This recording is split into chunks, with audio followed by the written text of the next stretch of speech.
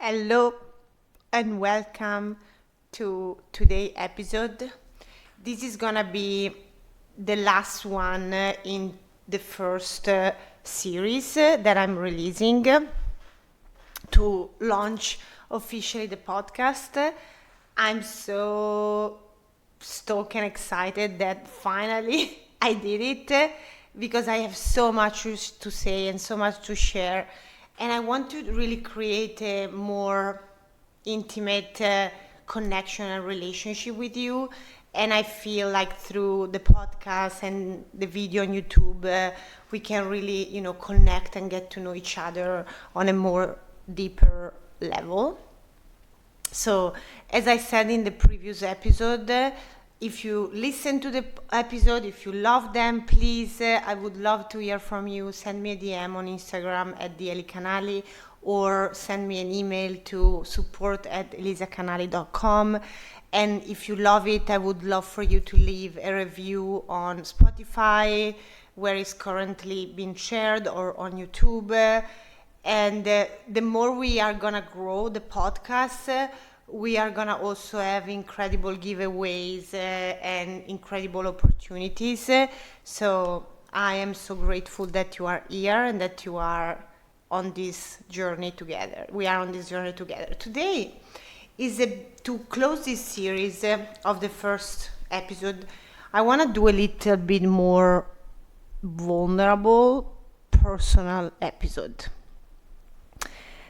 And the entire episode, I want to speak about the wound that we have unconsciously to build a business to prove ourselves. So, can I ask you something? What if your business isn't actually built from your vision? What if it's been built from a wound? I know that's an uncomfortable question, but it's one I had to ask myself many times over the year. Because if I'm honest, there was a version of me and a period of my life who wasn't building a business because I loved creating, or I loved the build. I was building because I wanted to prove something. I was building to prove something, to prove I was good enough, successful enough, intelligent enough, different, worthy. That I didn't deserve to take up space. That I didn't deserve to be listened to. That I didn't deserve to actually succeed. I was trying, desperate to prove that I was worthy, that I was good enough. And from outside, it can look like ambition. But underneath, it was insecurity that looked more like achievement, that looked like being an high achiever. And I don't think I'm alone in that. In fact, I've talked with so many brilliant women and high achieving women, and that who unconsciously, unknowingly build their business for the same reason. And, when you are an ambitious, high-achieving woman, we always fall into the achievement trap. What do I mean by that? We confuse achievement with self-worth. We become addicted to achievement because achievement gives us a temporary relief. Achievement gives us a temporary identity. A launch goes well, I'm enough. Someone buys, I am good. Someone praises you, I belong. I'm good. We get invited onto the podcast, I've made it. We hit our first 7, 6-figure, 8-figure, even 8, every milestone to prove to be enough and to feel this momentarily sense of relief.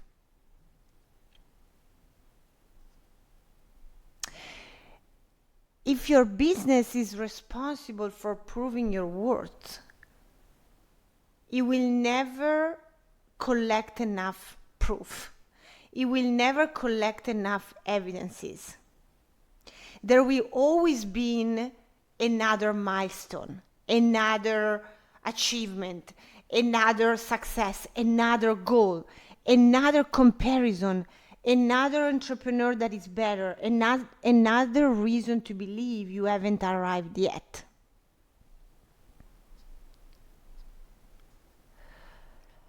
And that's something, I'm sharing honestly and vulnerable because I don't think I ever shared quite like this. I've built a almost 8-figure business. I've had $1 million cash year. I've been featured in international publication. I published my book. I've spoken on stage. I work with thousands of clients. I've helped my clients generating millions of dollars in revenue. I created a business like I once dreamed about and people dream about, and yet none of those things permanently answered the question I was really asking. Am I enough? Because no one tells you this.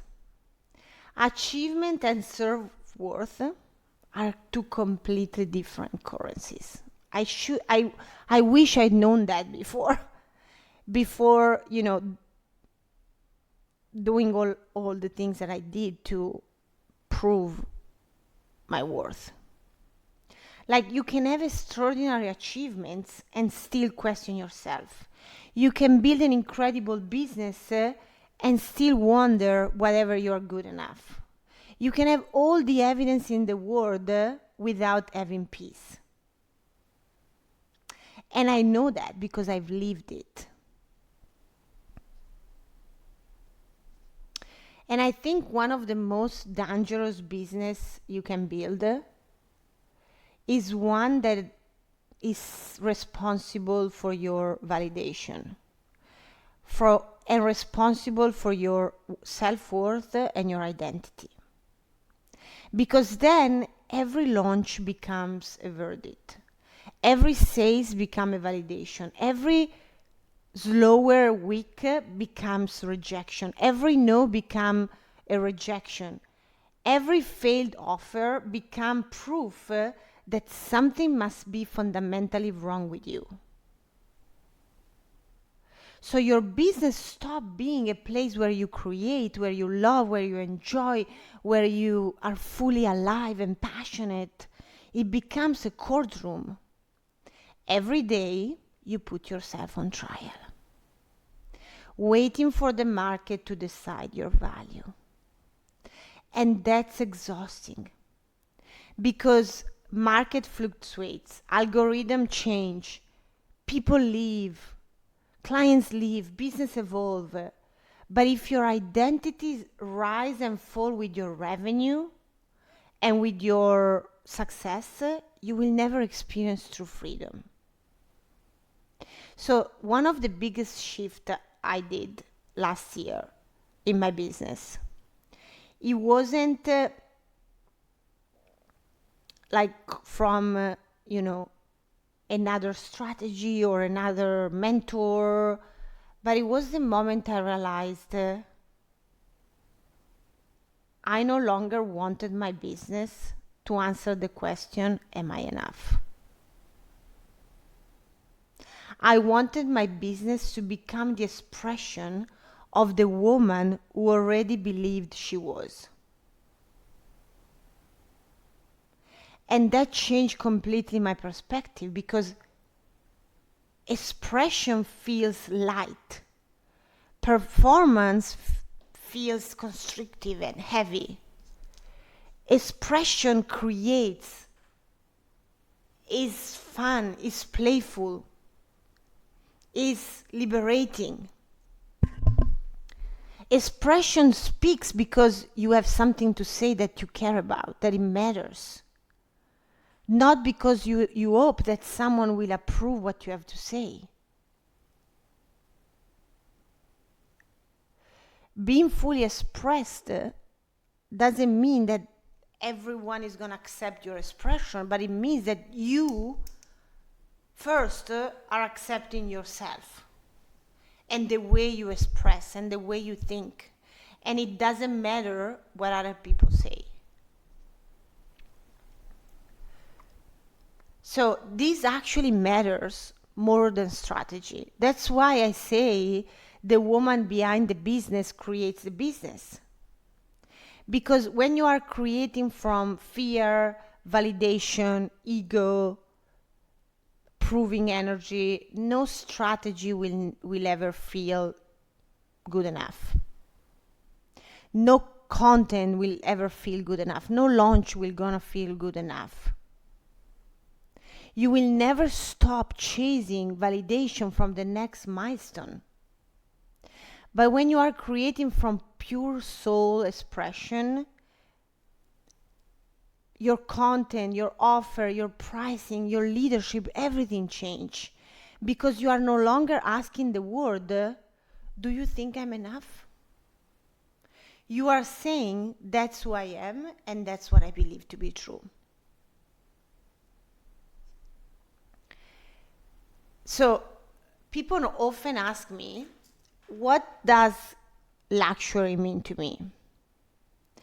And of course, is all the beautiful experience, hotels, bags, 5-star experiences. Don't get me wrong, I appreciate beautiful things. But that's not what luxury means to me anymore. Real luxury is waking up without needing my business to tell me who I am. Real luxury is saying no when I want to say no without over-explaining. Is selling what I want to sell, saying what I want to say, pricing how I want to price. Changing direction because it's true to me. Not because it's popular, not because I think it's like trendy. Is knowing my worth before the market confirm it. That's, to me, that's the rarest form of wealth I found. So today, I invite you to ask yourself this confronting question. Am I still trying to prove something in my business? Am I trying to prove that I'm intelligent enough, successful enough, good enough, worthy enough, spiritual enough, experienced enough?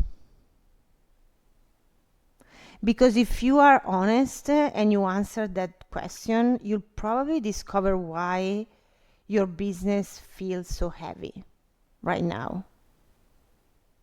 Not because you are doing too much, but because you are carrying something your business was never designed to carry, which is your self-worth. So when everything you do in your business is a sentence about your self-worth or your worth and your enoughness, of course it's exhausting. Like every post that fails is a sentence. Every client who say, I'm not gonna renew or leave, it's a dagger in your heart. Every launch that doesn't go as you wanted is a death sentence. And that's really heavy to carry. So there are two ways I discovered to build a business. One is to prove your worth. The other is to express the innate worth you already are. The first way will keep asking the market for validation, for permission. The other one will be able to give the market something it has never been done before. It has never been seen before. It will feel alive. It will feel soul satisfying. It will feel joyful. It will feel light, easy. Your business was never meant to become the place where you earn your worth. It was meant to become the place where you express it. Because the most extraordinary businesses are not built by women who try to prove the world they are enough. They are built by women who actually don't even ask that question anymore. Thank you so much for being here. And until the next one. And I wanted to invite you to keep building a business that feels like an expression of who you are, not evidence of who you are trying to become. Bye for now.